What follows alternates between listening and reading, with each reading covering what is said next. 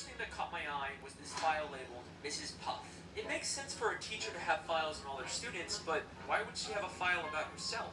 But let's remember, she's not Mrs. Puff. That's a fake identity she created, and I'm willing to bet all of her fake identification documents are in this file. Back in No Free Rides, she just gives SpongeBob a license that she already had for him. So she clearly makes these licenses and would probably know how to make fake identifications. But that's not the only hint about Mrs. Puff's past in this lighthouse. There is something in here that directly confirms all of this. As SpongeBob swallows all of Mrs. Puff's junk, we see something very interesting for only a few frames. The arranged boat teacher makes getaway. 10 seasons later, and the creators are still hiding stuff about Mrs. Puff fleeing her old life. It might not look like it at first, but we actually get a ton of new information from this newspaper.